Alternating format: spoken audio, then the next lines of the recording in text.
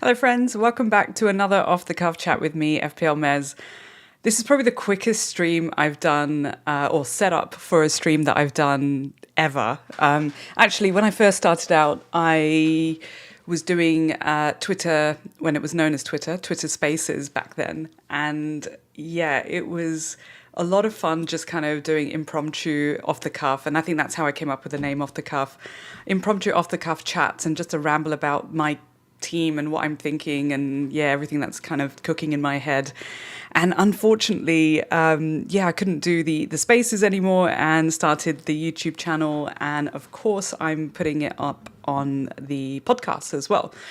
So really good to do a super impromptu stream today. It's like I say, it's the quickest I've made a thumbnail, 1 minute max kind of thing. But yeah, look, I've got some dilemmas and I'd love to share them with you all and have a quick chat about, my team and how it's looking for the 25-26 season. I can't believe it's the 25-26 season. I was about to say 24-25 because I'm so used to saying that. But yeah, here we are, 25-26 season. It's come around really quick. You'd think that we had, I don't know, how many ever weeks after Club World Cup to prepare and think about our teams. And yeah, look, here we are. And I'm Mira, I'm based in Sydney. So the deadline for me is going to be 3:30 a.m., which is absolutely ridiculous. But that's just the way it is, and the joys of living on the other side of the world to when the football is on. So I'll be locking in the next couple of hours. I'm really hoping that you guys will be able to give me a hand a little bit with my team. I think I have it mostly worked out, although there's lots of news kind of like popping up now on the socials. So yeah, look, bit of a spoiler alert, and I'll touch on some of the news that's been coming up as well and how that might impact my team, might impact your team, who knows. I know there's Pabs in the chat who is currently tripled up on Forest defense. It looks like there was some Forest news there as well. And I'm sure you've seen it. So yeah, there's a bunch of things, going on in the background. So hopefully I'll be able to catch some of that in the next couple of hours before I go to bed. I don't think I'm going to be waking up at 3 o'clock. And even if I do, will I be able to change my team on the bloody website or on the app as well? Make sure you update the app. That's the other thing. Make sure you update the app. Like I think when I tried to get into the app, it said you need to update it, and I was like, oh shit. Okay, great. So yeah, make sure you update the app as well, and try and sort of get majority of your team together if you can. Yeah, don't leave it too late because yeah, it's the website's super sluggish. The app's definitely better. I feel like it got faster as well. So yeah, nice work, I think. They probably had a mild panic with all the complaints that were coming through, I'm sure. So yeah, that's where I'm at, basically. I got to do some preseason content, which was the first time for me as well. This is the third season I think I'm doing my show. Haven't changed too much. We'll try and keep it sort of as consistent as possible, and same-ish. It'll be super rambly again, and again, hopefully, yeah, I can learn something from you guys, and and you guys might sort of take something away from some of the content that I'll be doing as well. Actually, it's probably a good opportunity before I get started. It's probably a good opportunity to do a little bit of an intro as well. Like I imagine there's a bunch of you in the chat that are tuning in for the first time as well. So yeah, I really appreciate you being there. But those that haven't sort of tuned in those that have tuned in previously, thank you for being there. Those that are tuning in for the first time, welcome. Please like and subscribe. You can tell it's going to be super rambly. I'm going to say some hellos from the chat as well. So Peter, lovely to see you in the chat. Pabs, great to see you. I caught your video and had mild sort of panic of like no Salah in your draft and triple Forest. Go check out Pabs's channel. Very, very different content, and plays it his way as well. So, and had a stellar season last season. FPL Planner, so good to see you on Monday night as well. So I had to travel to Canberra from Sydney, which is about 3-hour drive or so down south. So yeah, really, really good to see you and catch up and talk about FPL and trying to work out, how we play differently this season. And I will tell you a little bit more about that as well, with what I plan to do this season and how I plan to play as well. So great to see you again. Daniel, great to see you. Pete, hey, how's it going? So lovely to have you, and really great to get you on some of the pre-season convo with Ryan as well. Great to see you, Robert Ducky. Marcus, great to have you. John, so good to see you live. It's been a long time since we've been able to connect live. So yeah, great to have you, and thanks for all the support as well.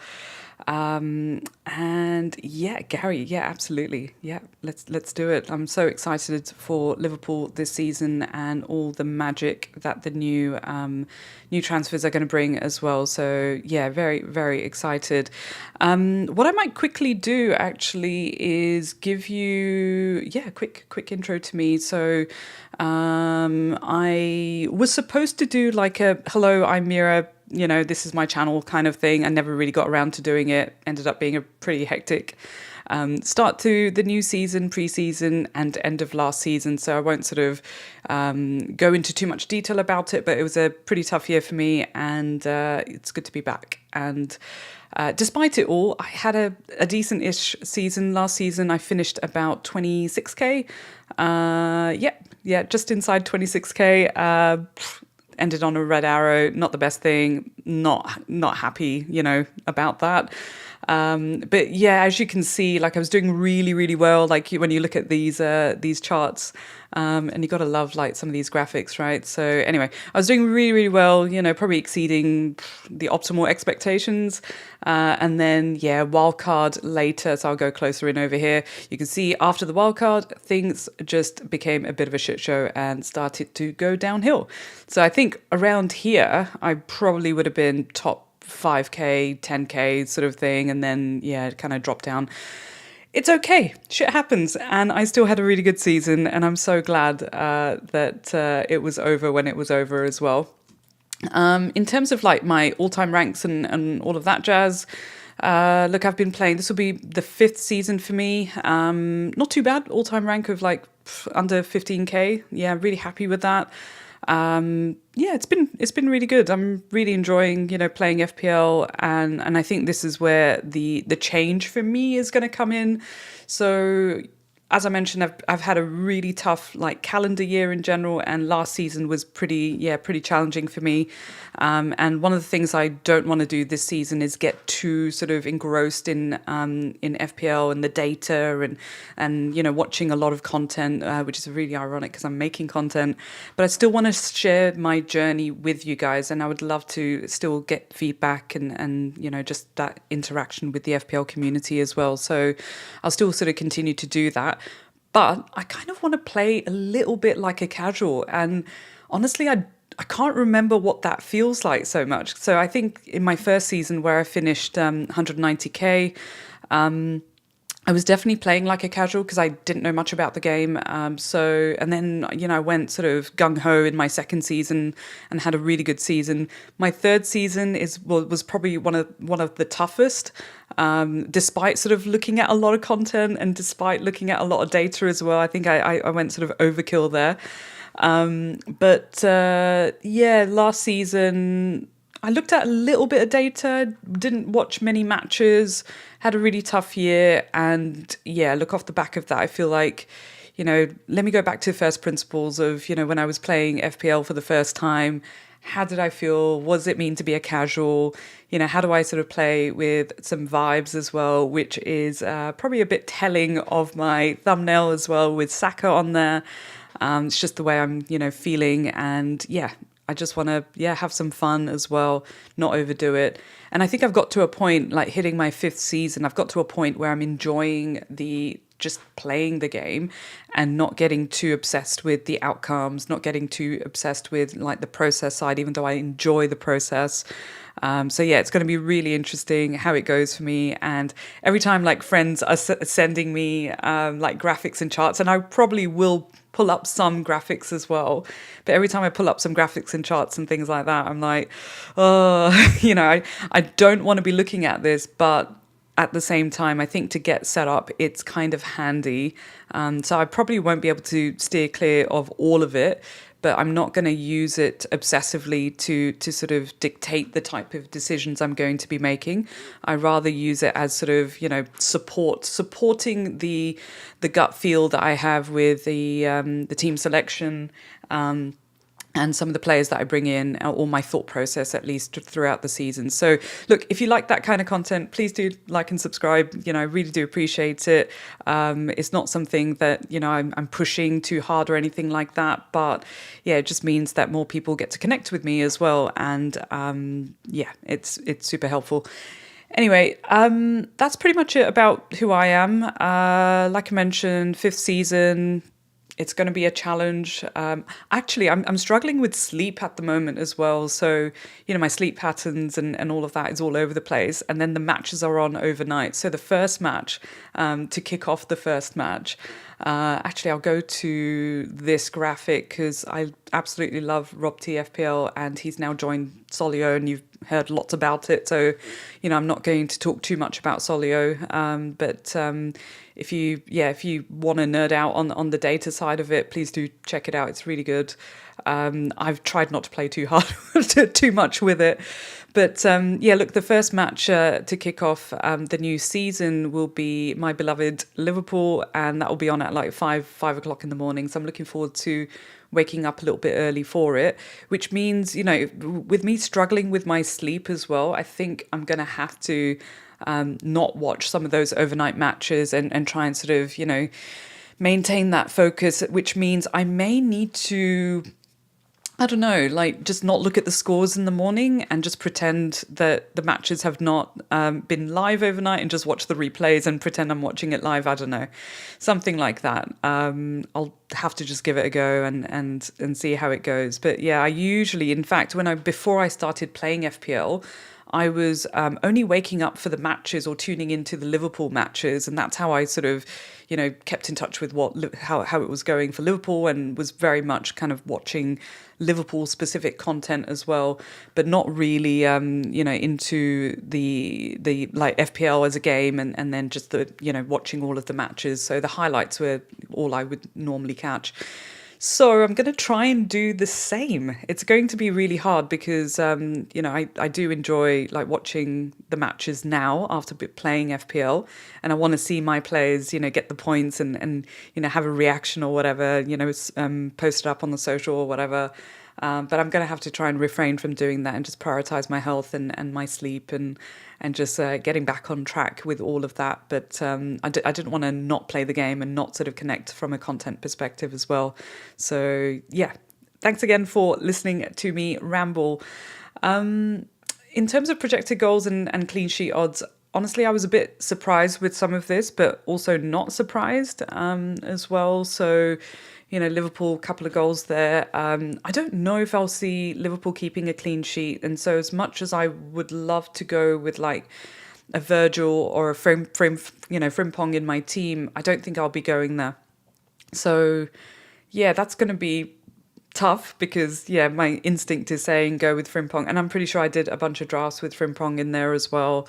And so I'm just going to look at some of those key matches because it will sort of speak to, I guess, the makeup of my team and what I'm thinking at the moment as well. So Brighton, Fulham, look, I reckon that could easily be a 0-0 as well. Like it says, probably one goal or something like that. But yeah, that could easily be 1-1, 0-0, who knows. Interesting about the Sunderland West Ham match, though, because I know for the longest time we're all putting Bowen in our drafts, and I'm starting to see Fulkrug, turn up as well. So, yeah, it's going to be really interesting how that match goes because it is an away game. But I think Bowen, Fulkrug could get those returns, and I'm seeing a lot of Wan-Bissaka and Diouf, turning up in the drafts as well, and they're all really good picks, and it looks like potentially a clean sheet there. I don't think Mark Guiu is going to, I think that's how you say it, Guiu is going to turn up on to play on the day, but you never know, right? Like crazy things have happened, but I don't think he has the match fitness. So interestingly, I was thinking about Bench Boost 1 for the longest time during pre-season and then decided against it.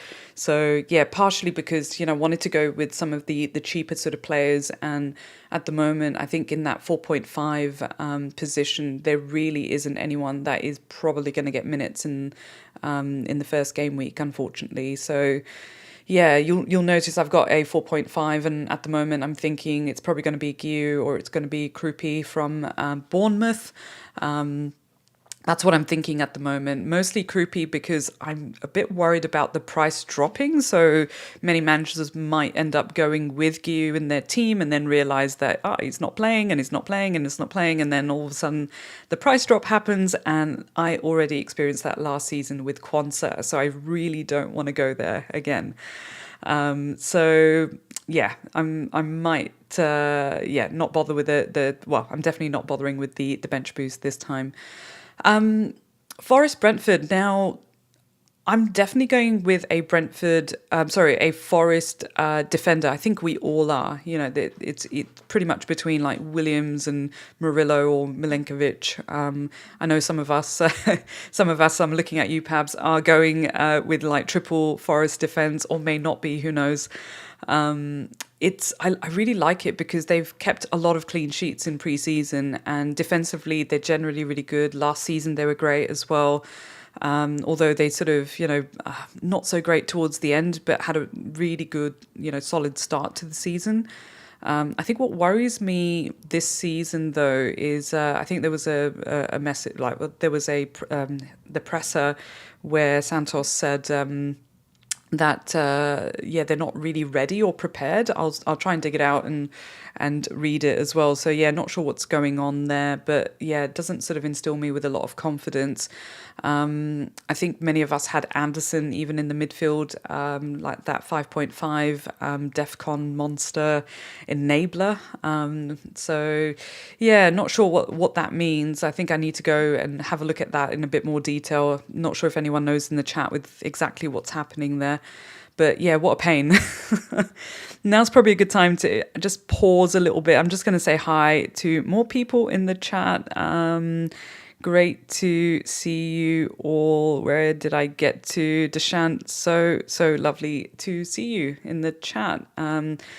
Tatiana, great to have you. I'm cooking. I love it. Actually, I was cooking earlier when I was trying to work out like what I'm doing with my team. And I was chatting to a friend in the background, and I was like, you know what? I think I'm just going to have to do a live stream or something to just work this out. And if I just ramble and talk to myself, talk to you guys, maybe I'll work it out. Who knows? Holm, great to see you. Thanks for being in the chat, Shahir. Nice to see you as well. Really appreciate it. Where else? Okay, what have we got here? For what it's worth, probably going to set a 2:15 alarm. Oh my gosh, John. Get up, check in on the team news. You know what? I can't function. If I did that, I'd be so dozy. I mean, although having said that, I'm not, deep sleeping at the moment. So yeah, I might have to take some, I don't know, natural sleeping pills or something and just kind of knock out, wake up at like, I don't know, 4:45 in the morning, and hope that everything was fine with my team, and hope for the best. But you know what? I'm going to be playing like a casual, so YOLO. Thoughts on current team. I'll let sort of some of the chat sort of help you with that, but happy to come back to questions a little bit later. Mark, you will only go down in price if there's another 4.5 forward in. Okay, yeah, no, fair. Yeah, potentially. I don't think that. Did that happen last year with Quanta? Yeah, I guess so. There was a few options there. Yeah, I can always wildcard once it all goes wrong. That's exactly what I'm thinking as well with my team. So the reason why I wanted to do the stream, and I'm getting to that particular part, I am taking magnesium, by the way, John. So yeah, no, really, really, really good. But still kind of, still struggling with that, unfortunately. But I'll get there. I'll definitely get there. Probably a good time to also take a massive swig of my wine while I chat about Man United and Arsenal.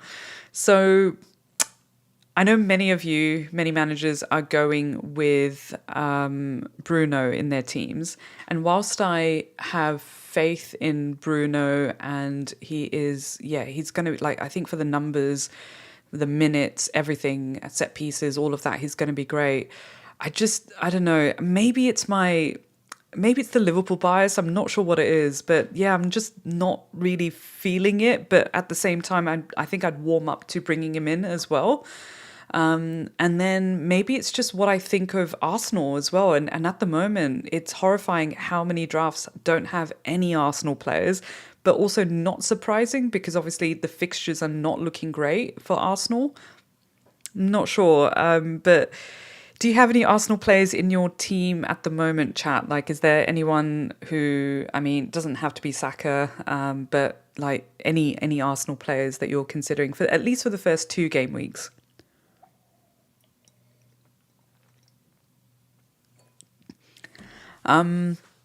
So I'm definitely thinking SAKA at the moment over PALMER. And I'll come to my draft in a moment, but mostly because Arsenal has 2 decent fixtures. I don't think United is a hard fixture. Yes, it's away, but it is Arsenal. I know they're still sort of working out their how they're going to from a formation point of view, and Gyökeres as well. I have no idea. It's going to be interesting. Havertz, I had Havertz last season. He was great as well. I just feel like there's a missed opportunity as well. And whilst the more conservative manager in me would be thinking, I don't want to jump between players too much and bank too many transfers in as well. But at the same time, the casual FPL manager in me is thinking, actually, that's probably what I would have done as a casual manager. I probably would have gone, oh, look, that looks like a great fixture. Oh, look, I can afford it. Let me just switch over. And look, I've got a free transfer. That looks like a great fixture. Let me just kind of, transfer that player out, bring another player in.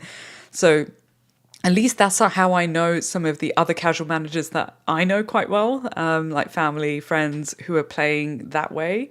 And they're just playing on vibes alone. And, interestingly, last season when I was, in and out of hospital a lot because my dad was in hospital, And I was, doing my team, like sorting out my team ahead of deadline there, and I had to kind of do a bit of a sense check that I'm in the UK. I can, wait till like the last half an hour or something like that. Didn't have to worry too much about the timing of it, or whenever. And my brother-in-law was sitting there in the waiting room with me, and he'd sort of open up his app and he'll go, oh yeah, this player looks good, and it looks like a good fixture. I'm just going to take him out. And I'm like, what are you doing? Why would you take that player out? They've got really good fixtures coming up. And he's like, oh yeah, but the next one looks better. I'm like, okay, fine, fair enough. And I just loved the way he was playing. Now, whilst I was playing a bit more like a casual back then as well, normally I would not be doing that. I'd have like data, charts, graphs, whatever. Looking at algorithms, I have the whole lot out, but I don't think I want to do that now. So I'm definitely leaning towards bringing SAKA in the team. But I think where it gets complicated, looking at the next fixture, obviously there is Watkins there. And I'm pretty sure he's like almost 100% owned in 1 million. So we'll see how it goes with that. If I decide not to go there, I did do a draft without Watkins as well. So I'll show you that one as well. But interesting that we don't have any Newcastle players, rightfully so. They're an absolute, hot mess at the moment. Partially Liverpool's fault, I guess. Not complaining though. Good for us. And hopefully we do get Isak fairly soon as well. But yeah, at the moment I'm leaning towards like Watkins and Rodgers, and Tielemans sort of entered my, my headspace as well, and conversation as well. So yeah, I'm a little bit sort of stuck on that, and then you'll see what I mean when I show you my drafts as well. Spurs and Burnley. Now, I really, really, really want to like Spurs and want to go for their players, and I did a few drafts with Solanke in there. Obviously, Solanke is probably not match fit at the moment. He did play in the Super Cup, and I thought Spurs played really well. It's just a real shame right towards the end there, it didn't quite work out. But generally speaking, they played really well, and defense was decent as well. And it seemed like everyone was getting, all of the defenders were getting the returns as well. So yeah, I want to have Spurs players, and I think I probably will go there just because of that first fixture. And there is a high clean sheet odd there of 46%. So that's the highest.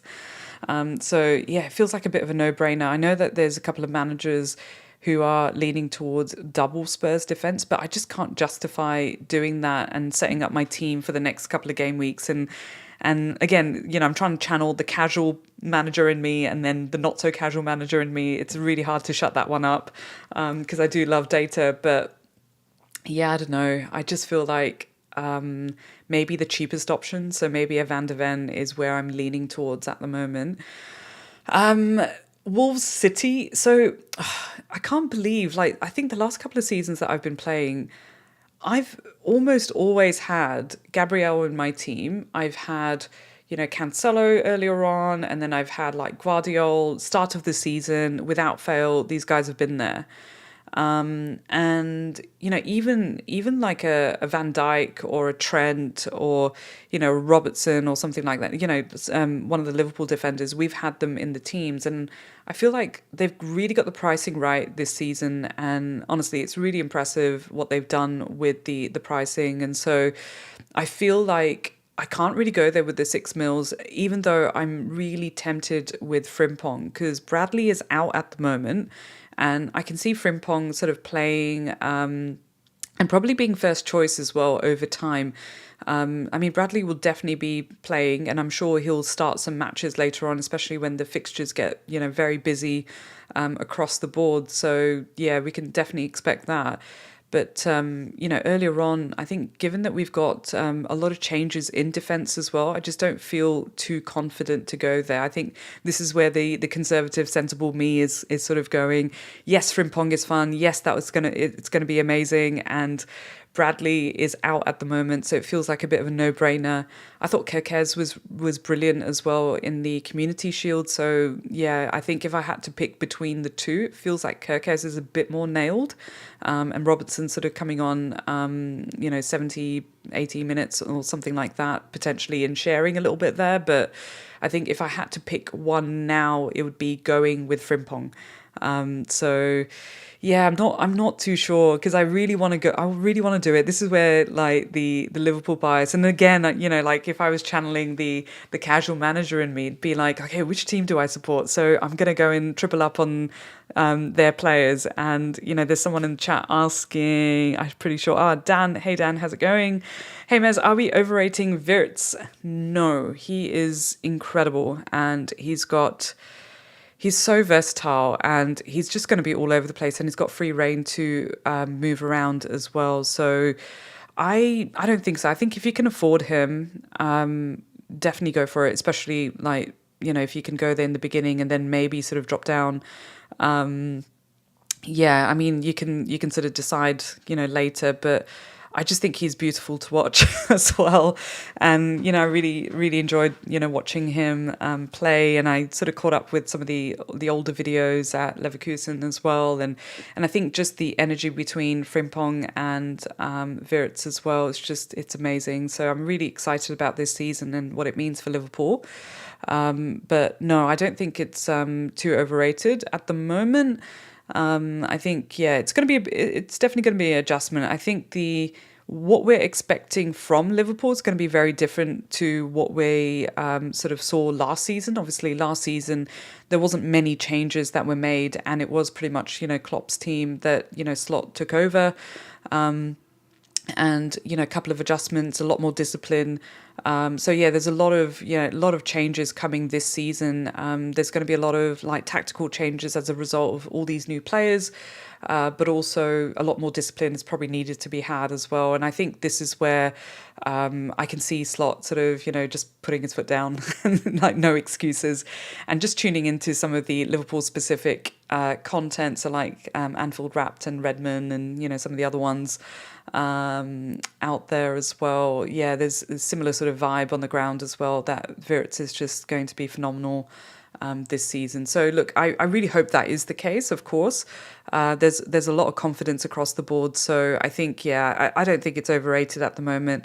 I think it's just really challenging because of the price point. So 8.5 is really high, but also very reasonable for what he can do. And he's going to be on a lot of set pieces as well. And just that freedom to roam around means that there's more versatility for Liverpool and how he will play as well. So at the moment, I've got him in my draft, and he's probably been Salah and Wirtz were the two that didn't really leave my draft, even though I socialized the no Haaland and no Salah draft as well. So yeah, it's tough because like there's so many good players, and like I mentioned, FPL's really got the pricing right this season, and I just feel like it's going to be a challenge, and there's going to be a lot of swings. There's going to be, I think it's going to be a long time as well before we really know where we're at in our season. So usually, I would wait 10 to 15 game weeks to sort of go, oh, okay, I'm roughly around this sort of rank. But at the same time, I think this season, because there's so many options, and the drafts that I'm seeing, and then even the drafts that I've made, I'm pretty sure, like, so I avoided a lot of like drafting beforehand, but I'll show you, like, you can see in here, there's like drafts of my food, drafts, and lots of drafts. And I had a stuffed pepper today for dinner. So yeah, I took a picture of that and sent it to my family. Actually, while I'm looking at these photos, it's probably a good time to mention the Off the Cuff League. So it's called Play Off the Cuff, and this season I will actually have a prize or a gift to give as well. So I took a photo of the gift and I'll show it to you. So it's the official Premier League notebook that I'm going to hand out as a prize and a gift this season for whoever wins the league. So I actually have two of these now. So the first one I got in my second season, thankfully very thankful to Fantasy Premier League, who sent it out to me as part of some of the price reveal stuff, which wasn't that magnificent, but they sent me a mug, they sent me a pen, they sent me a notebook and a bunch of other, sort of swag, which was really, really nice. And then a really good friend of mine who's part of the Australian community over here, and he won the Australian Elite league as well, the Twitter league that we run over here. And as he was, venturing to the other side of the country, so he left Canberra and has moved to Perth. So massive shout out to Chris Baker, who won the Elite League.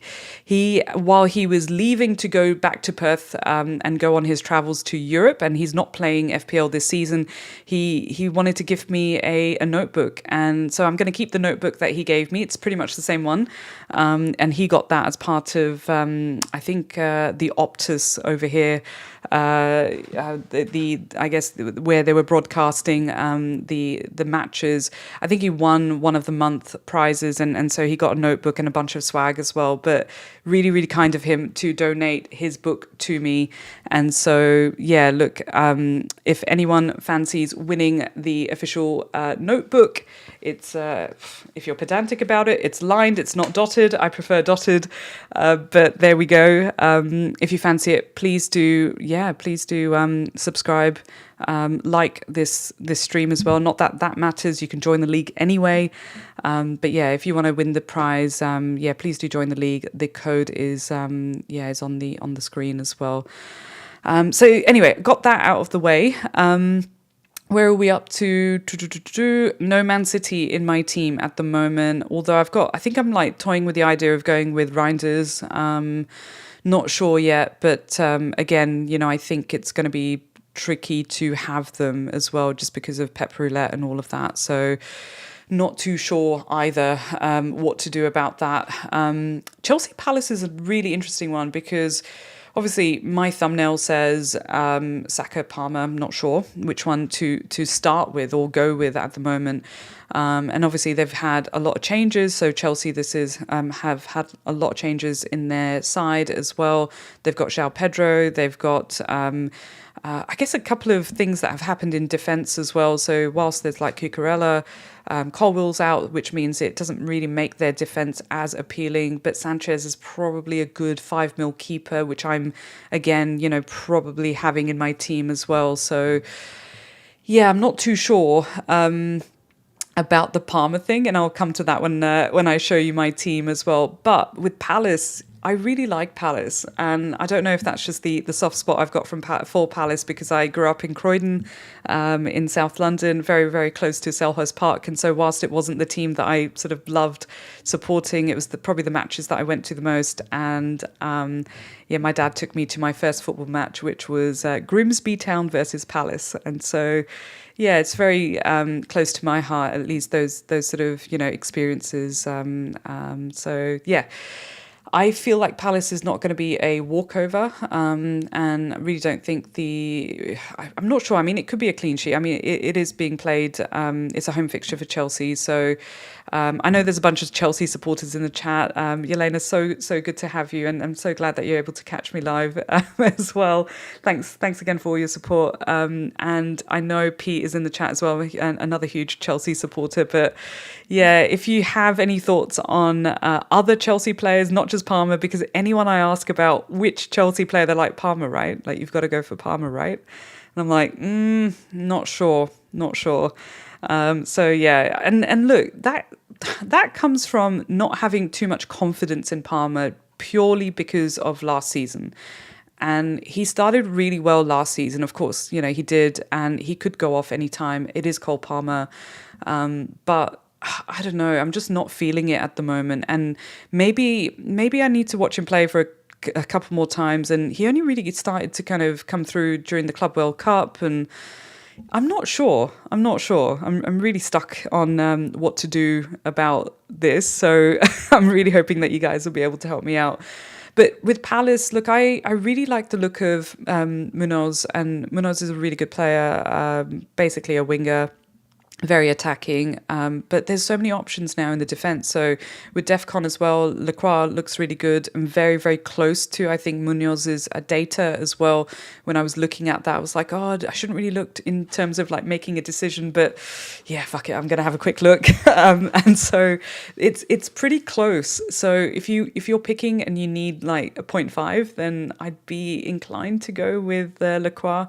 Of course, Richards is there as well. Gahey is probably going to be a Liverpool player fairly soon, so might not be worth going there. Or you could just put him in the team and hope that he starts for us as well. So which would be incredible actually to have a 4.5 centre back in Gahey as well. But I'm not sure what that's going to look like with Konate and Van Dijk as well. But look, each of them is just, one injury away. But I think it just gives us that depth as well. And we've been craving another centre back as well. So yeah, I'm really glad that is in the works. But I don't think it's going to happen super quickly. It's probably going to be over the next couple of weeks. Same with like SAKA as well.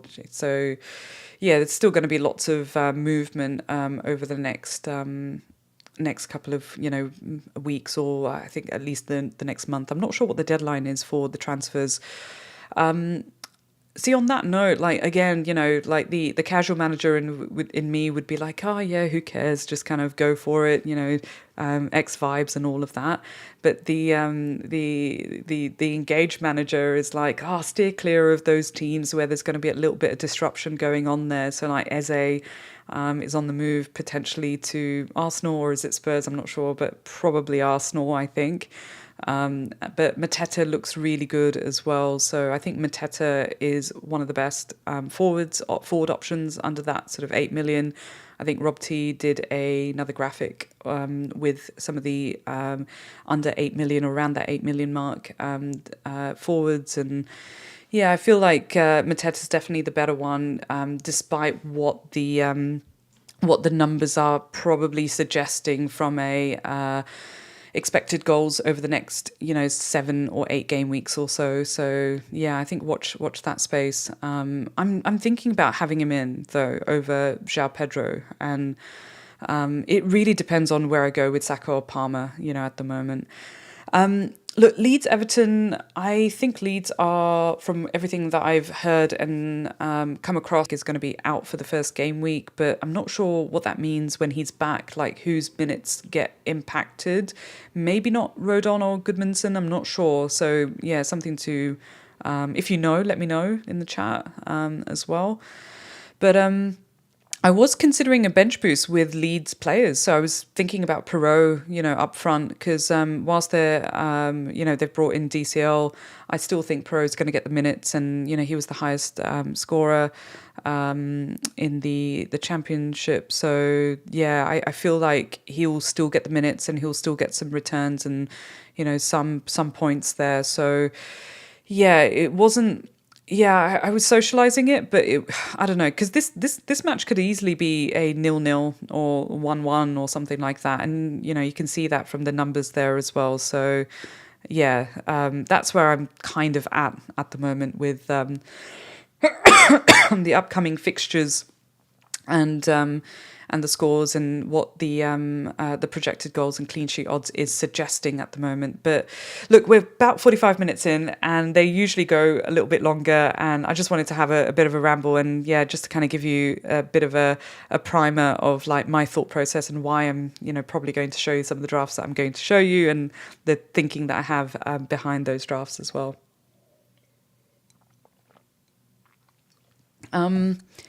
There's 40-something of you in the chat. Thank you so much for tuning in.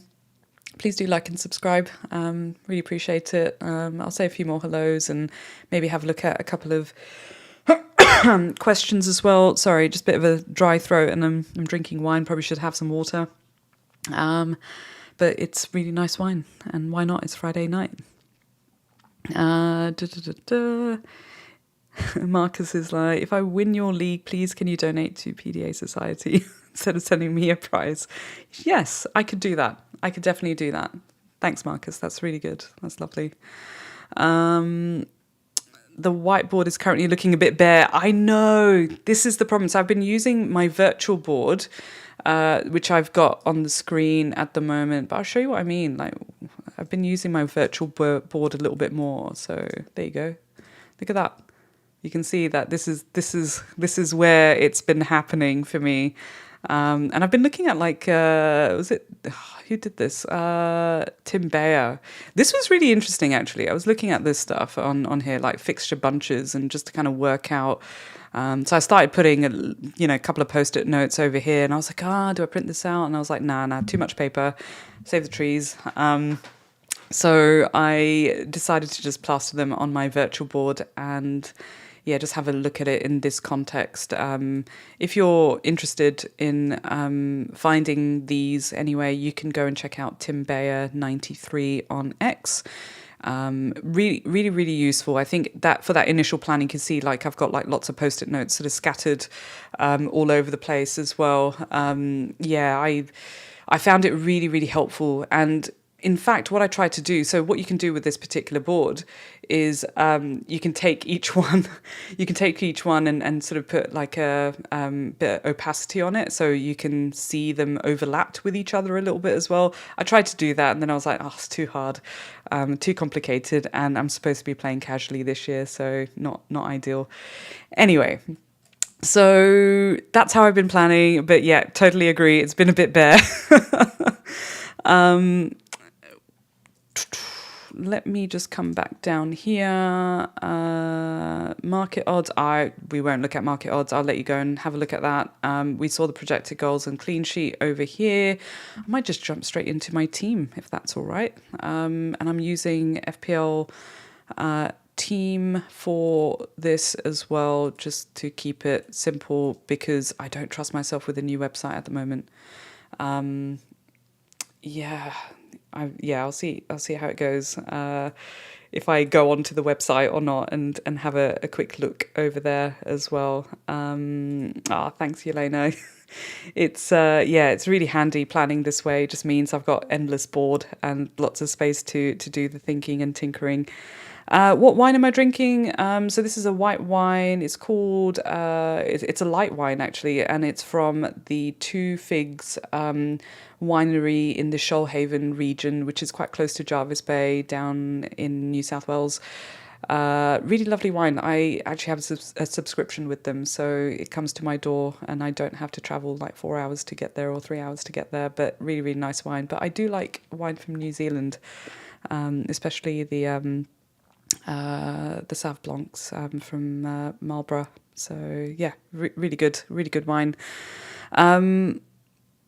Just looking at the chat, if there's anything, I am taking Frimpong in my defense. Akib, that is awesome. I think I saw Pete earlier said the casual mirror would also have Frimpong in the draft. Yep, I probably would. Let me see if I got that right. Yeah, okay. Sorry, I'm just like looking at the chat. I'm really keen on Ekatike. High risk, high reward, but confident he will get a nice return. Yes, I really, really, really like that. I think Ekatike for the first couple of game weeks, I don't think we're going to get Isak for until after that Newcastle fixture, I reckon. And even then, it might sort of get dragged out. It just feels like he's been held hostage or something. I don't know. Poor guy. But also, I don't know. Putting my biases aside, it's a little bit unprofessional. But also, I'm super excited. But yeah, look, Ekatike, I really, really like him as a player. And I think there's heaps of potential there, at least for the first couple of game weeks. In fact, they could probably play together and likely will, play together. I really like Gakpo as well. And I think on that, on the left wing, like with Diaz gone as well, Gakpo is pretty, I would say pretty nailed at the moment. But we've just brought in so many players that are quite versatile and can switch into, playing in different roles as well. So I don't know, I think I'm pretty confident with Gakpo's minutes, Viritz's minutes. Ekatike to start with is a no-brainer as well. So, but 8.5 is such an awkward price point for him. Not sure. All right, so you can see some of the drafts that I've got over here. So I've got 3 drafts that I wanted to show you, and I will start with the one that I'm leaning towards the most, and then I'll show you the other ones because I was like, oh, maybe I can negotiate with myself and work out another way to make this happen. But I'm failing miserably at that. But here we go. Here's is the SAKA draft. Let me just make sure that's on the screen properly there. So I'm trying to ignore the effective ownership, but I did get slightly frightened when I looked at some of the effective ownership, and something I haven't been able to work out is, how accurate it might be at the beginning of the season. So, yeah, I'm not sure. So I'll show you what I mean. So João Pedro, according to this, it's not coming up on here. Interesting. So in the app version, it tells you, or is it telling me? No, it's not. I think in the app version, it tells you the percentage owned in the top 1%. So I think that might be overall. Actually, let me check. What is it saying on here? João Pedro. Yeah, okay. Top 1% ownership. So it's just giving you overall ownership on the screen at the moment. But top 1% ownership is 79%. And I'm not sure how accurate that might be, but that's really high. But otherwise 56% overall ownership. So this is the draft. And anyone listening at the moment, I've got Sanchez in goal. I've got double Forest defence, so I've got Williams and Murillo there, and I've got Van de Ven in the defence. I've then got Saka, Rodgers, Salah, Wirtz, and Reinders in the team in the midfield, and then in the forward line I've got Watkins and João Pedro at the moment, and on the bench I've got Dubravka, just the 4 million hope for the best that he'll play. I'm pretty sure like everyone's got. Actually, we can take a look over here. Apparently, it says 31%, but again, if I look on the app, it's really interesting. If I look on the app, it says 70% in the top 1% ownership. So yeah, it's pretty high. Engaged managers, I guess. And I've got Anderson on the bench. I really like Anderson. I really like Fulham's defence in general. I had Robinson for, I think, majority of last year. And he was such a pleasure to own, and just got some really good consecutive and just consistent returns. But Anderson, again, I think for DEFCON as well, is coming up really, really high. There's some really good charts out there, and I think like Fraser did a really good chart, and a couple of other, I'm sure Solio guys have done something as well. But Anderson's looking pretty good. So yeah, I really want Anderson in the team for 4.5. I think it's really good, to have him, and may even go up in price, who knows, but it could be a nice long-term kind of hold as well. Steve, I'm not sure if I'm saying the name right. I think every content creator has butchered the name, or, Electric Steve, that he's been known as well. At the moment, I'm not too sure. Like, I could go with Rodon, but could also go with Steve as well. Seems like he may have slightly better fixtures, so going there. Mark Guiu, not too bothered, but again, price sort of drop thing is a potential risk. But maybe... I think someone mentioned in the chat that it's likely that his price won't drop unless there's another 4.5 player forward that is getting the minutes as well. So not sure about that. Let me know what you think about the whole price drop thing. I think I've just scarred from the concert experience last year. So yeah, I'm not too sure, what that could mean. Akib, I don't think anyone's ignoring Gahey. It's just, he's not going to play immediately. Like right now, yeah, he'll probably start for Palace, I guess. But are you going to play Gahey against Chelsea? Maybe not. And then, honestly, that's probably going to happen fairly quickly. So we'll probably get him into Liverpool, and he's probably not going to start immediately anyway. So it's not going to be until maybe after the international break or something. So yeah, I probably wouldn't. So I don't think he's being ignored as such, but later, maybe. Not now, later. So look, that's what I'm thinking at the moment. And look, the reason why I'm thinking this, if we look at the fixtures, so The SAKA fixture for United is, I think it's a decent fixture. I don't have Bruno. I've gone with Wirtz, in this case. And I know there's been lots of drafts with like all of them as well. So as in, having Saka, having Wirtz, having Salah, Palmer, like I don't know how they've been able to do it, but I think a lot of managers don't have Watkins in the side as well. So I even did a no Watkins draft just to see what it looks like as well. I think like I've sort of pushed all of my tinkering and drafting to pretty much this week, and prior to that I was like avoiding it because I think I'd sort of go into a bit of a hole and get really confused and thought, you know what, I don't want to put that stress on myself as well. So here I am now stressing out on the night of the deadline. Isn't that wonderful? Fuck my life. That's what I'm thinking at the moment. I don't have to do double Forest defense, especially off the back of some of the news. So let me see if I can find that. Where did that come up? So I think it was, let's just kind of do a search over here. I'm sure, oh no, it's not coming up over here. Great. Oh no, here we go. This was very, very, we are very, very far from where we should be with preparation in terms of planning, in terms of squad, blah, blah, blah. So we are all very worried. Bloody hell, talk about doom and gloom and being super honest as well. I'm not sure. Like, I guess that's not the type of thing that he would say, but also could that be mind games as well? The plans that we had didn't get through. The preparation in terms of squad was not ideal. We have players working here that no, they're going to leave on loan. We have major problems. Yeah, that doesn't sort of instill me with a lot of confidence, but at the same time, I'm okay to just stick with double Forest defense because the defense is still good.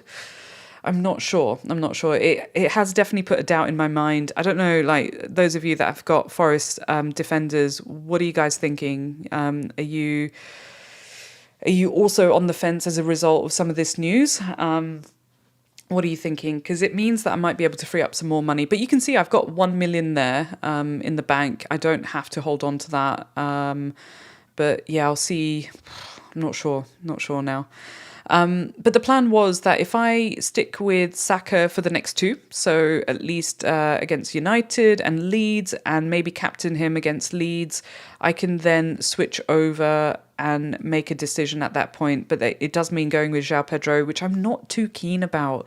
I'm just not, I don't know what it is. Come on, Chelsea supporters, give me some encouragement of some sorts. Like João Pedro minutes, Delap is there as well. Jackson hasn't totally gone. I'm sure he's not going to play. I'm not sure. But I'm just not feeling it at the moment. And I think it's just the pre-season in general and end of last season of PALMER as well. And so I'm well aware like how badly this could go as well if I don't go with PALMER. But at the same time, I'm tempted to take a risk just for 2 game weeks and try it out because, so this is game week 2, so I'd probably like captain SAKA over here. I don't need to make any other moves at the moment. Team still looks good. I probably won't play Van der Ven, probably play Steve. Or maybe even Anderson, home to United, who knows, could get some, points there as well. But yeah, it would mean going double Forest defense. So yeah, that's where I'm sort of getting a little bit nervous now after some of that news. But otherwise, really happy with the team. Hopefully Reinders keeps playing as well. But I've still got 1 million in the bank, so I can do something with the extra 0.5 or something like that. Look, when we get to game week 3, it is super, super tempting to then go SAKA to Bruno. So that would be maybe the plan, but it all depends with how Bruno plays over the next 2 game weeks and also how United are also shaping up with Sheshko, I think is how you say his name, and also Cunha and Mbumo as well. So I'm not sort of convinced that I'm confident about like Bruno, like not from a minutes point of view or anything like that, just from a positioning perspective and the returns and all of that as well. So yeah, I'm not too sure. So I could go Bruno or just jump straight to PALMER. So I think someone on Twitter also suggested maybe start with Palmer, go to Saka, go back to Palmer, or go to Bruno and then go back to Palmer, that kind of thing. But I could just start with Saka for 2 game weeks and then go to Palmer, and I've still got 0.5 in the bank at the moment with this particular team anyway. Obviously, I won't be playing Steve, so I'll probably play Van de Ven against Bournemouth at that point, and then double Forest defence against West Ham is what I'm thinking there. Yeah, look, I'll have 2 attackers against Arsenal, no other Arsenal players at that point, but I'll be back on, having some Chelsea coverage there, not just João Pedro. And this is where I'm a little bit tentative about even starting with João Pedro. But if I go with Saka, then it would make sense to have a little bit of cover. Now, whilst I don't really believe in the whole a player can cover, a player like João Pedro can cover Palmer, that's just not possible. But I think, for 2 game weeks, it could be a fun risk to take and go with Saka potentially.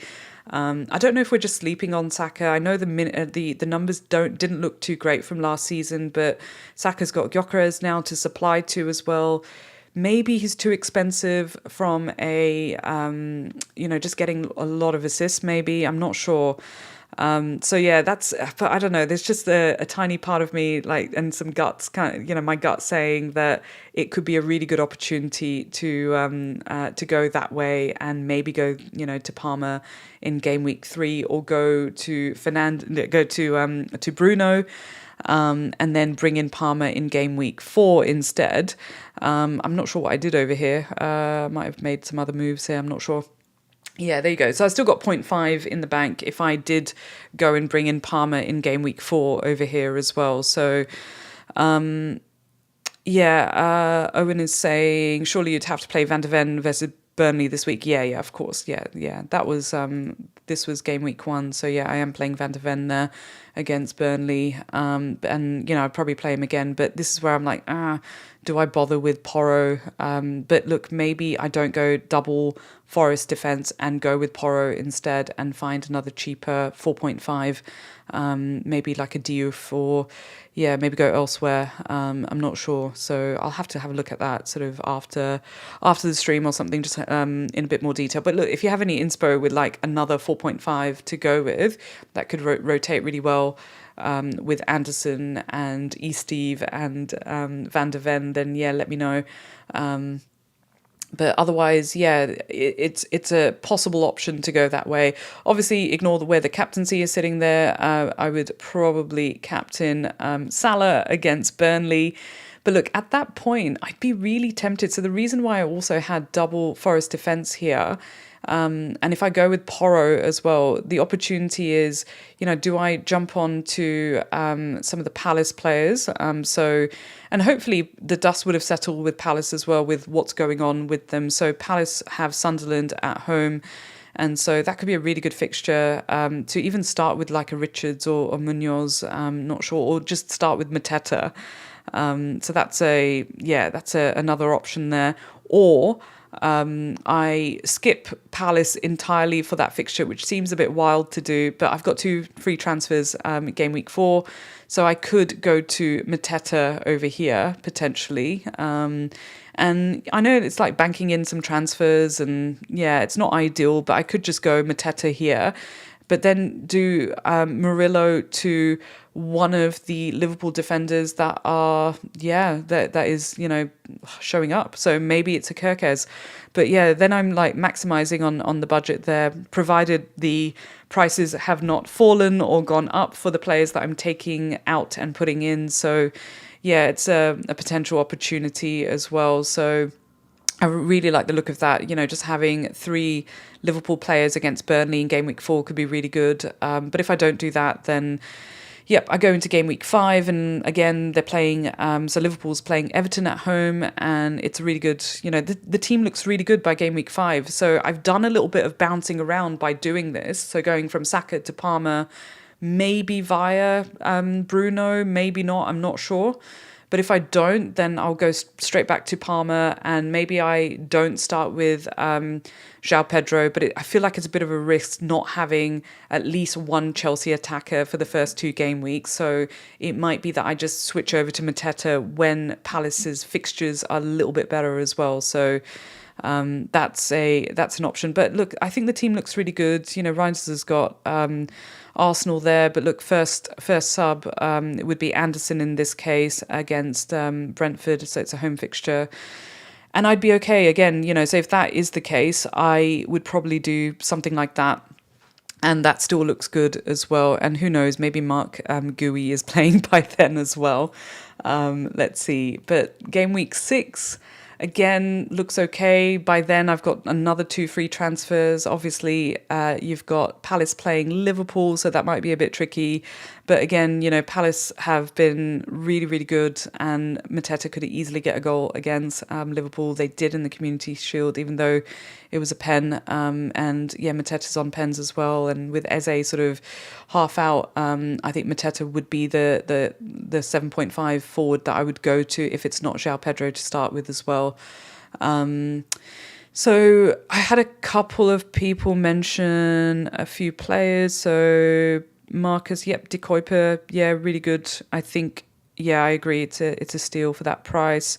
And I did a little bit of research on Brighton after seeing, Rutter turn up in lots of drafts as well. So, yeah. Tom, the deadline is 1.5 hours before the first match. And Richards or Lacroix, yeah, Spurs and Palace rotate well. Yeah, that's true, Dan. And I think, I'd be inclined to go there. So maybe doubling up on Forest defence isn't the solution. So, yeah, I think that could work really well. Dorgu, I'm not a fan. So I am a fan, but also there's only 2 really good fixtures coming up for United in the next sort of 7 game weeks. And currently I'm thinking I might play my wildcard around sort of game week 7, game week 8 sort of mark as well, just a little bit early. I just know that I'm not necessarily setting up the right way. I don't know. And is his minutes definitely reliable? I'm not sure. I know there's a couple of Man United supporters in the chat. Maybe let us know about Dorgu and his minutes. I know Ryan's really hot on having Dorgu, and probably you have him in your draft as well, Ryan. So yeah, I'm not sure. Yelena just said, I heard mentality has defo taken over with Saka. I think he's being slept on. I know, and I think this is where, I really like this draft because it's got Wirtz in there as well, and I really like Wirtz. This is my Liverpool bias kind of creeping in, but you know what? Fuck it. I want to play FPL my way. I want to have fun with it as well. It's going to be a lot of fun. I feel this season as well, just with all of the changes that have come through, and yeah, I'm really excited about it, and I'm actually excited at the prospect of not getting too obsessively involved in FPL the same way that I have in previous seasons. And I was pretty good with just switching off from the chaos around after the outcomes have we've seen the outcomes, and sometimes we sort of go, oh man, that was a horrible decision to make.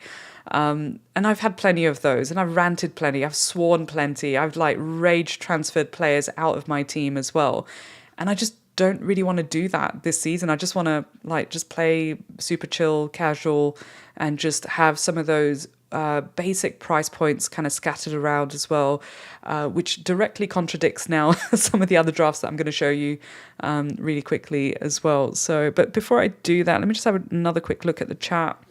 I think the hard thing with streaming alone is that you have to pause and look at the chat, and usually someone else is talking if you're on a stream with someone else.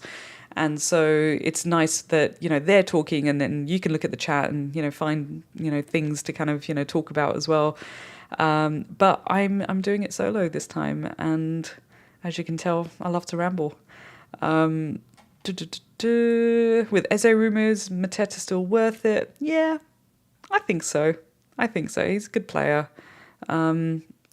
I think Palace is still a solid team. I think, Ismaila Sarr has been awesome, in pre-season as well. So, yeah, I feel like it would be harsh to avoid them entirely. I think avoiding the defense may be a little bit at the moment, but attack, they can still score goals.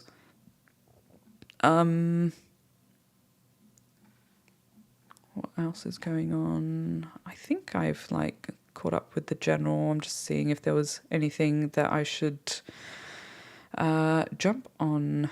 No. Okay, cool. Oh, you guys are awesome. Thank you so much again for tuning in. I really do appreciate it. I love how like you guys, they're here to just support and hear me ramble as well. All right, let's look at the Fulkrug draft. So this one I'm not a huge fan of, but I could warm up to it as well. I've got a couple of hours to warm up to it if I do warm up to it. So Sanchez in goal, Van der Ven, you're getting a general kind of, feel and gist of where I'm going with the with my drafts anyway. There's a couple of players that have just not really budged too much. So like Watkins, Salah, Wirtz, Murillo, Sanchez, I think they're pretty sort of fixed-ish in my team. Same with my bench as well. I think Krupi versus Guiu, as well. Not sure, like again, they could change. But look, I put Rodon in here instead of Steve as well, just to kind of change it up and just get a feel of, what it looks like if I change up some of the players as well and the rotations and all of that. But with this draft, so in my midfield, I've got SAKA, PALMER, Salah, Wirtz, and Dewsbury Hall. And so this is where I'm thinking, do I really want Dewsbury Hall? He's 5 million, he's just gone over to Everton. Could be good. Will he play? I'm not sure.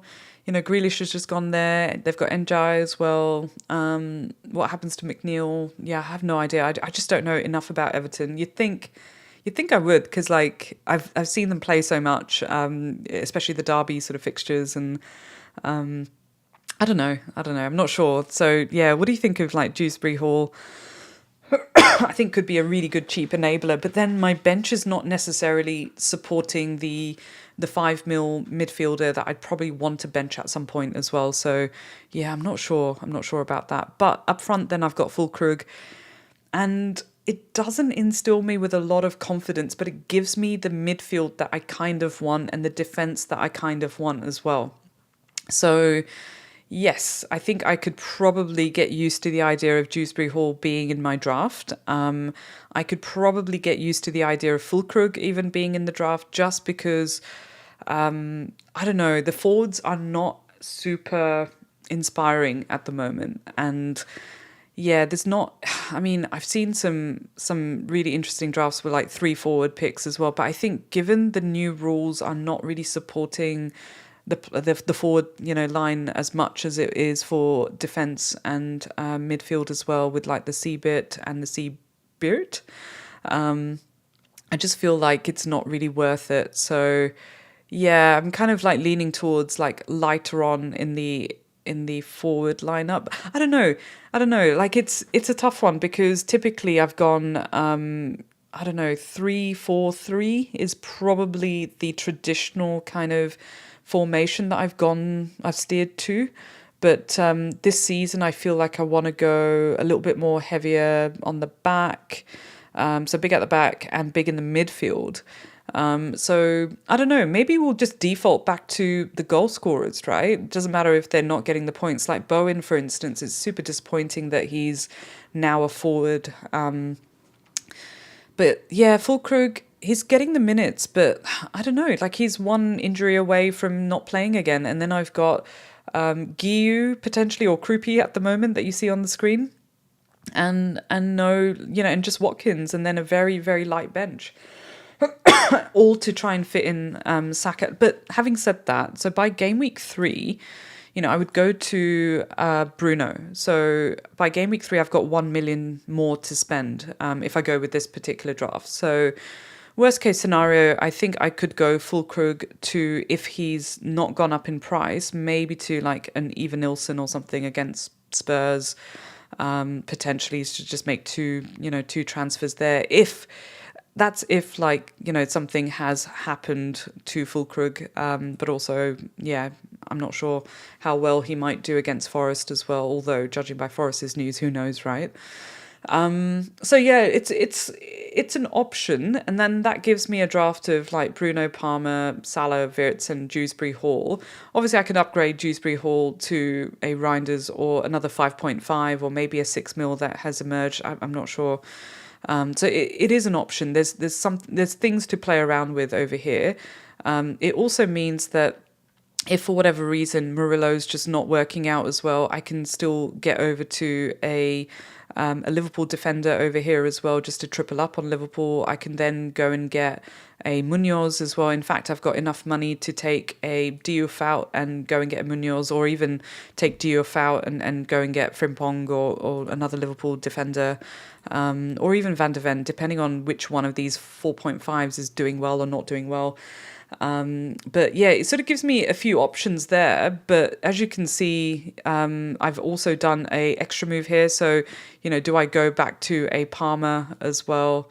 Yeah, I've got, sorry, not a Palmer. Do I go back to a SAKA? Probably not. So it would just be skipping SAKA by this point. But yeah, you can see that, it gives me the side that, yeah. Oh, actually, I think I brought in Rodgers here. Is that right? Is that what I did there? Let me just reset the game week. What the hell was I doing? Yeah, that's right. Okay, so yeah, so this would be the team. And then yeah, I've got like 1 million to spend. So I wouldn't sort of downgrade there. But yeah, I could take out Murillo and upgrade over there. Sorry, like I've just been tinkering around with these drafts so much. I'm not sure how many moves I've ended up making there. But yeah, I think I'd have plenty of transfers available to me, provided nothing goes wrong. Or do I just hold on to Bruno? I'm not sure. Maybe I downgrade Bruno, go elsewhere, go to Rodgers, potentially. I'm not sure. So I think someone mentioned in the chat, like, why is Rodgers getting so much love? He's just really good. Like I think he's priced really well at 7 million as well. I just think he's a really good player, and he's been getting returns in preseason. I think it's really Watkins and Rodgers that are getting most of the action there, and Villa have some really good fixtures as well. I don't know if it means you have to go with two. I'd be happy not to go with one of them. Like, well, at least sort of Rodgers maybe. That would leave my team and stick with Watkins. But yeah, they're just playing really well at the moment, from what it seems like anyway. So yeah, I'd be happy to have two in the team and have a little bit of like the combos going on as well. So I haven't got many of those in this particular draft other than the Liverpool players. But yeah, having a couple of combo players, it just means that you're maximizing on like the points potential for those game weeks as well. So look, I won't go too far with this draft because I just wanted to give you like a view of like what the full draft looks like in this scenario of going Saka, Palmer, Salah with Watkins there as well, but then dropping Saka down to Bruno in game week 3. So let me know what you think about this particular draft. Like if this one kind of compared to the first one, I know the first one was a little bit more balanced, but yeah, I don't know. I like it because it gives me the satisfaction of going with Saka, and I've got Palmer as well. And so from an EO point of view, this is what sort of horrified me. So whilst it says sort of 61% on the screen there, when I looked on the app version, I think it had top one ownership 104%. So I'm a little bit confused by that, because is it accounting for captaincy as well? I guess so, but I couldn't work out how it would know. But yeah, maybe like I have no idea. Maybe it's just the auto picks, and it's kind of worked it out from that. And there's many managers who are probably not going Salah and then captaining Palmer against Palace as well. But in the top one ownership, 104% is really, really high. So whilst I'm trying not to look at the ownership too much, it is daunting as well. So I do think that I've heard this a few times, and it's really started resonating a bit more, in recent sort of years or recent season that I've been playing. That you don't really win FPL in the first couple of game weeks, but you can lose FPL in the first couple of game weeks. And that is very true. But again, like it shouldn't suck the joy out of playing FPL as well, just following algorithms and data and all of that. So I'm trying to balance the vibe and I really want this player like Frimpong, for example, and Saka, in this case, and that we might be sleeping on at the moment. So I don't want to get too obsessed with it, but yeah, it's true. Like it can go terribly wrong. Like if Palmer gets a hat trick against, I don't know, Palace in that first fixture, yeah, it will be really, really painful. And if he does do that with the first draft that I showed you there, so just going back to the first draft, if he does do that, I'm going to feel like, how on earth do I move off of SAKA at that point? You know, how on earth do I go, okay, SAKA, I'm going to get rid of you in game week 2 because I want to get Palmer in against West Ham in game week 2. I'm not going to be able to do that because Saka's got Leeds. And it just feels like a no-brainer to keep him at that point. It just feels, very knee-jerk to do that. But yeah, I mean, it could go terribly wrong as well. I feel like I'm talking myself out of the Saka move now. I was worried that would happen. But yeah, I mean, these are the thoughts that I've got bubbling around in my head. But look, the final draft that I wanted to show you as well was the no Watkins one. So I think someone mentioned it's like putting more eggs in one basket. If Villa do well, so will Watkins and Rodgers. Yeah, I agree. But I think I saw someone in the chat mention something about why is like Rodgers or Watkins getting a lot of love. Let me just move that up there. So look, in this draft, I've still got Sanchez in goal. I've got Diouf in the defense there. I've got Murillo, Van de Ven as well. I've got Palmer, Bruno, Salah, Gakpo and Rodgers. And you can see I don't have Saka here, but I could start with Saka again. So I think that was the intent, that I would start with Saka again over here, just for the first 2 fixtures and then switch over because I think Saka could do really well against United.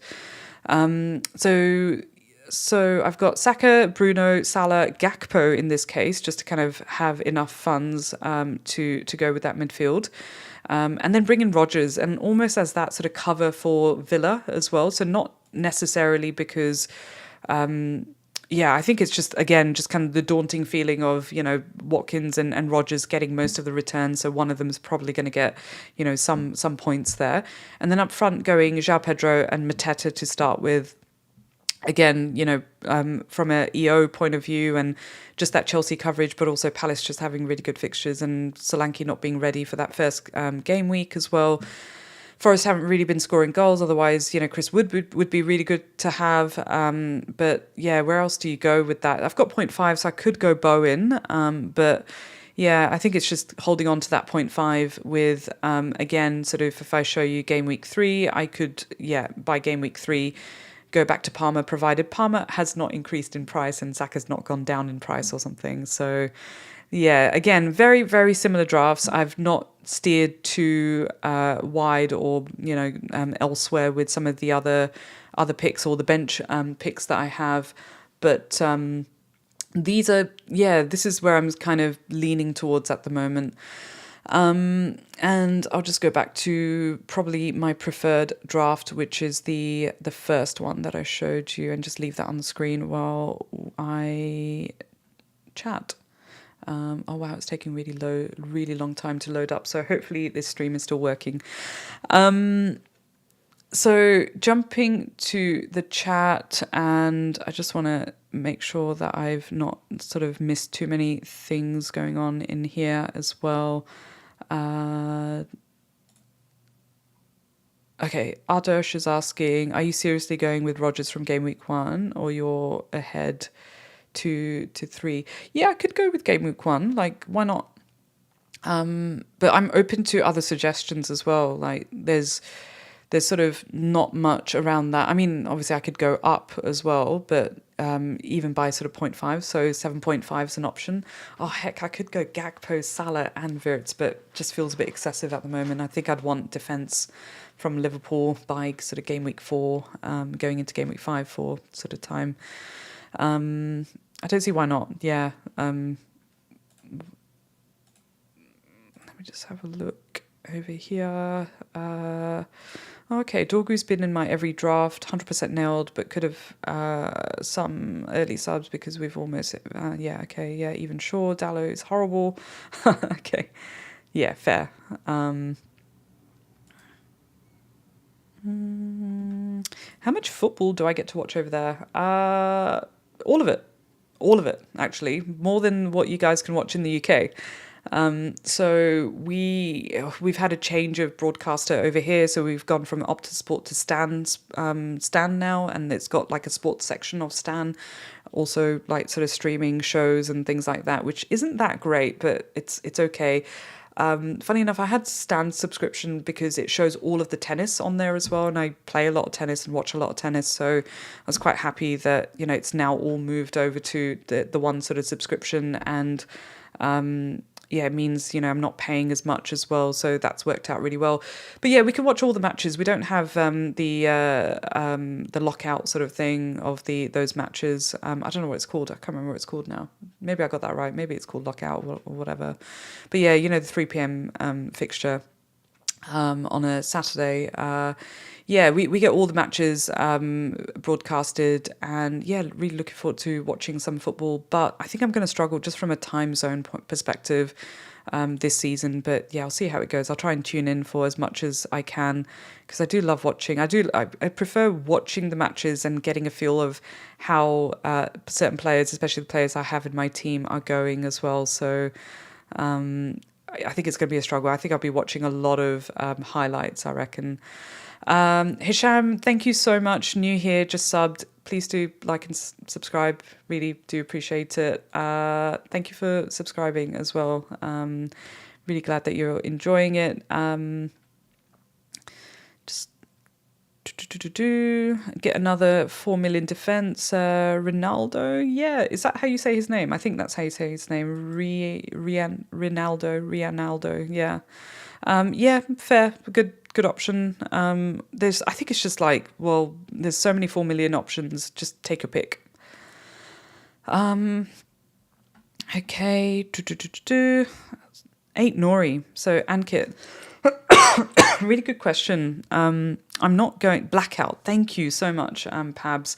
3 p.m. blackout. That's the unfortunate thing. But yeah, we get all the games over here. So Ankit, 8 Nori. It's a really good question. I think he's really good. I don't know though. Like from a minutes, rotation, pep roulette, all of that. It's just really hard to tell what it's going to be like with City. And I think Haaland's probably the only pick. And I know I've got like Reinders in the team.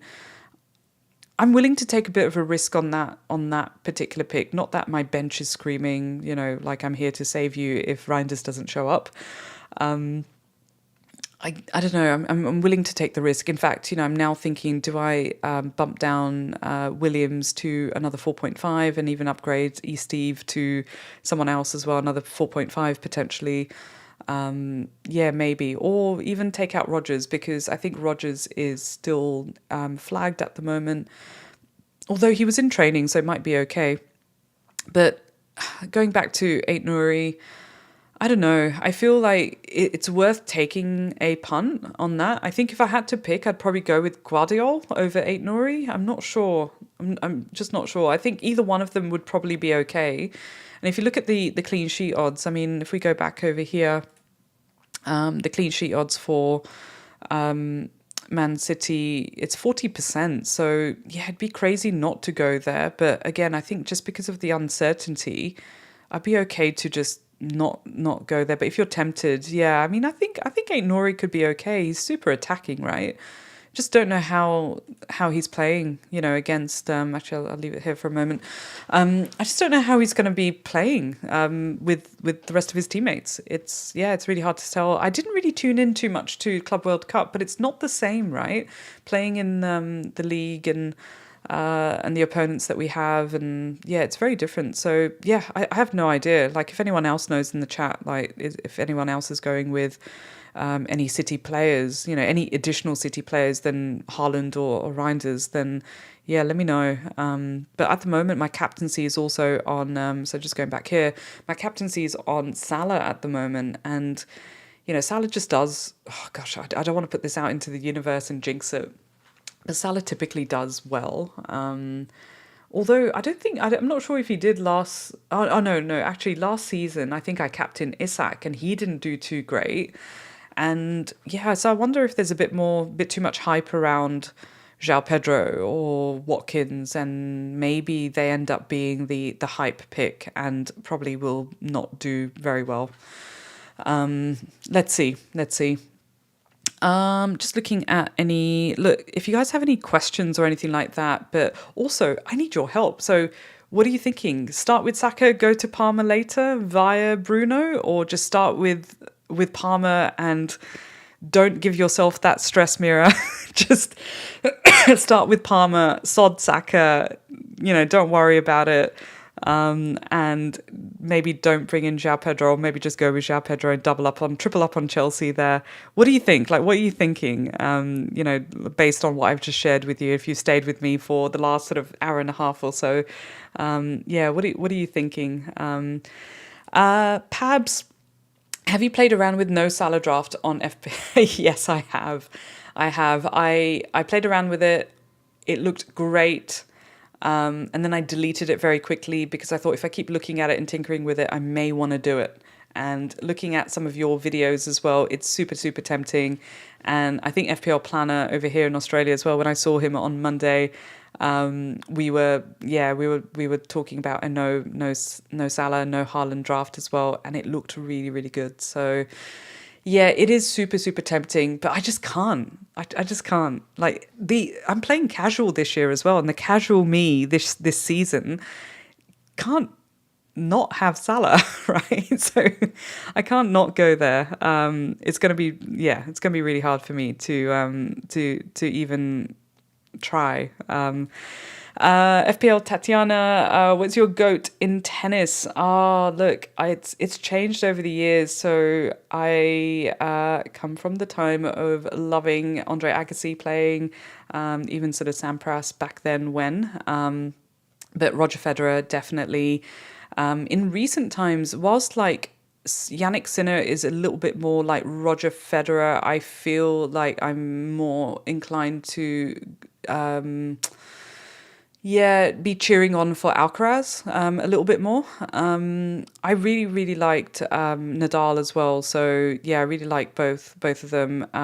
But all time from women's tennis as well, just love Serena Williams, and I know like there's been lots of like shit about her over the years as well, but it's just phenomenal, like with what she was able to achieve over such a long period of time as well. So yeah, that's how I feel about some of the tennis players. But in recent years,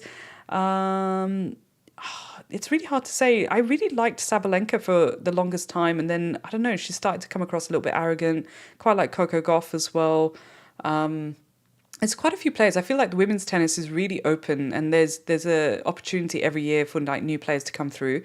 But again, back then when, I really enjoyed watching Martina Hingis, Akib that's mentioned, Sharapova.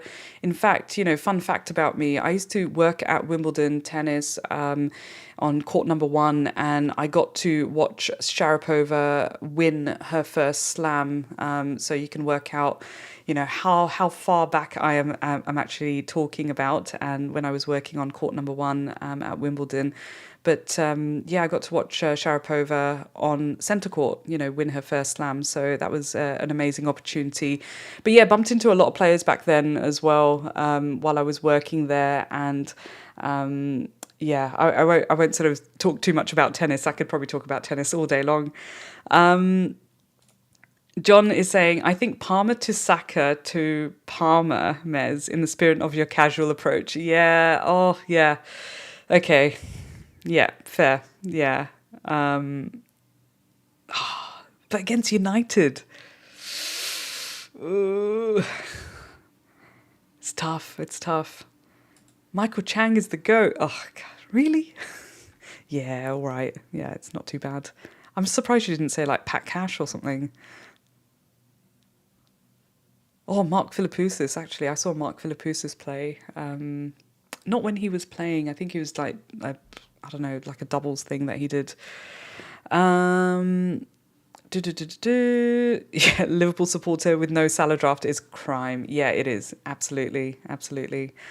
Okay, Palmer to start with is where the general consensus has been. Palmer to start with, given the ownership, yeah, and then I can kind of maybe work it out from there. Oh, I had a funny suspicion that, yeah, you guys would say something like that. I should probably mention that I did also jump into the, after hating on the official website, Fantasy Premier League website, I did jump in just because I was like, I don't know what it's going to be like in the last sort of 12 hours, 10 hours, 5 hours, towards the deadline. So let me just put my team in. You can't really see it on the screen properly over here, which is kind of annoying. But given that we've, let me see if I can fix that somehow. How do I do that? Oh, why the hell is this navigation on this side? You know what? It doesn't matter. I won't talk. I'll just talk to it. But yeah, I went into the official app and changed it on there as well, just so I have to make the minimal amount of transfers on the app or on the website tonight. Before I lock in as well. So make sure you do the same, because it got me to update the app as well. So I was really annoyed about that. I was like, what the hell? Why do you need me to update the app? Just let me use the bloody app. No,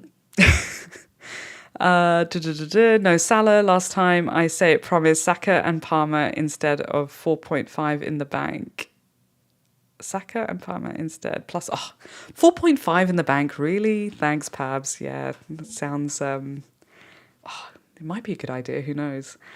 All right, let's go pick one. So, Amara, hello Mira. Pick one: Beto or Pirot, Reed or Dewsbury, Aina or Nico Williams, Sells or Verbruggen. I have Harden. Oh my god! See, I can make the picks, but will they all sort of work together? So this is the difficulty with just like 50-50 picks and not having the full context as well. See, this is the problem. I overthink things. As well. Look, if I had to pick, like if this was like a rapid hour type of thing, or rapid 1 minute, I'd go with probably Pirot, just because Beto, I don't know if he's going to get the minutes with Barry in there as well. Reed or Dewsbury, Hall, I think that's who you mean. I'm not sure who else that would be. I'd probably go with KDB. KDB? Oh my God, no. Dewsbury Hall, let me just say it like that. Aina or Williams, I can tell the wine is getting to me now. Aina or Williams, that's a tough one actually. I think Williams just for the attacking potential, but if you're just going with one of them, maybe Aina, but maybe just 0.5 more and get a Murillo or Milenkovic, I would say. Sells or Verbruggen, I was going to say Sells, but maybe Verbruggen just because of, I don't know what's going on with Forest at the moment. And you have Haaland, Palmer, Salah, and Bruno already. Yeah, fair. Yeah, sorry. Hopefully that helped a little bit there. This layout is bizarre. Yeah, I know. I hate it. It's awful, and yeah, I'm just not liking it. But I've already had a rant about so they're using like Adobe as their platform to integrate into the website, and yeah, the technical background in me is sort of going cringe, but it is what it is. And I think I'm just gonna have to use the app and hope that the app developers are doing a better job and releasing updates on a more regular basis. So yeah, let's see.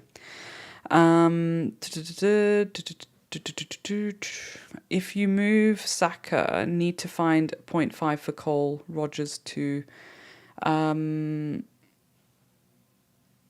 so this particular draft on the screen, I've got 1 million in the bank already. So, yeah, or are you suggesting, do I move Rogers to someone else, as well? Maybe, I'm not sure. Yeah. Cool. All right. Well, look, I think that's pretty much it. I don't think there's anything else to really cover. Just go over here. Just, yeah. If there's any other questions, pop them in. I'll, take any sort of last minute ones. But otherwise, yeah, I'll wrap up. But yeah, otherwise, like I mentioned, please do like and subscribe. It's been really, really fun to chat to you guys. It's been an hour and 40 minutes, which is a lot longer than what I expected. And I've still got to finalize my team and I'm playing tennis tomorrow morning. So I'm waking up extra early to watch Liverpool play, and then I've got to go and play tennis in the morning as well. Hopefully it's not raining over here in Australia. It's winter over here, so this is how crazy things are, like the timing of everything. It's winter over here, it's summer over there in the UK, and I'm not going to complain too much about it. You can hear the little violin behind me. We do have summer coming, and I'm really, really looking forward to it. But yeah, I'm looking forward to watching Liverpool play tomorrow and the start of the 25-26 season. So thank you again to everyone that has tuned in. Really, really do appreciate it. Thanks for listening to me ramble.